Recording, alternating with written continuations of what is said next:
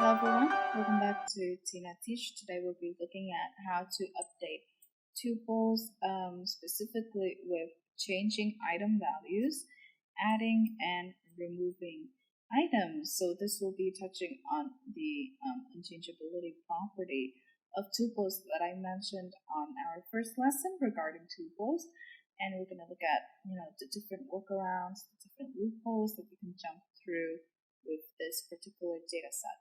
First off, with changing values, now I want to remind you once again, tuples are unchangeable or interchangeably immutable, but you can certainly take advantage of other built-in data sets by converting a tuple into a list, change the list, then you can convert it back into the tuple how you need it to be.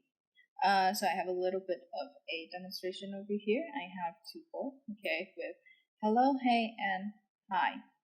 Now, with list1 is a new variable, and we can use the list constructor. Okay, very convenient. We use the list constructor to make tuple1 a list. Now, since tuple has become list1, we start working on the items within list1, which is once again identical to tuple1. So we're working with index number 2, which is 0, 1, 2 is hi, and we turn it into what's up. Okay, now that we're done with all of the modifications and all of the changing, we can once again turn the tuple into its old data type. We have a tuple constructor, and it's passing in list1. Okay, so now list1 becomes tuple1. Now with adding items, immutable tuples do not recognize the append method, unlike other data types and data sets that allow for changing the values, the items. But certainly, as I've mentioned before, there are loopholes and there are workarounds. Once again, list1 equals to list constructor with tuple1, and we can use append on list, okay, because lists are not immutable. They can certainly be changed and modified however you like. Then you just turn it back around again with the tuple constructor. Now, another interesting thing with adding items is that you can certainly add tuples to tuples. You cannot change tuples, but you can add them together to make something new. So technically, you're not modifying what has existed. You're simply creating something new out of old things that remain the same. So in a sense, you're not violating the immutable property of tuples. Here I have tuple number 2 with candy, chocolate, and gummy. Tuple number 3 with cake. Be reminded of the comma. Without the comma, this is simply a string. And tuple 2 plus tuple 3, right? Last but not least, removing items, okay? Now I have a tuple over here, red, yellow, and blue, and I convert it into a list using a list constructor, and I rename it into make list, okay? Now I apply the remove method to make the list in order to remove the last value, which is blue, okay? Now I convert make list into tuple once again with the tuple constructor, and I rename it colors, the OG name.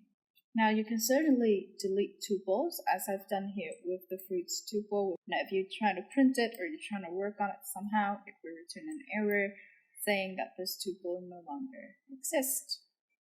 Now let's make this quick. I'm going to create a tuple called colors, and let's have a lot of things in here. We have brown, pink, blue, orange. Okay. Now let's create another one named colors 2. And in colors 2 we have, let's say, red. Okay, only a singular value. And now I'm gonna make colors into a list so I can modify it. And into list append, let's see, white. Okay. Into this remove blue. Like that, blue. And then I want to add colors 2 with into list, colors 2. Okay, now let's convert it back into a tuple using the original name colors tuple into list. Then let's print colors. Okay, as you can see here, we have brown, most certainly we have pink.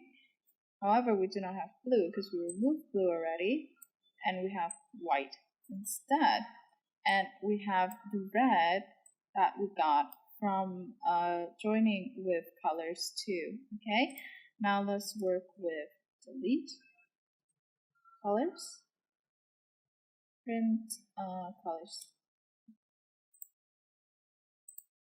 Okay, as you can see here, colors not defined, to should mean color 2. So that's it for today's lesson. Our next topic is going to be about unpacking tuple. So it's going to be quite an interesting topic. I hope that you tune in. Once again, thank you for watching. Don't forget to like and subscribe. Learn today, better tomorrow. Goodbye.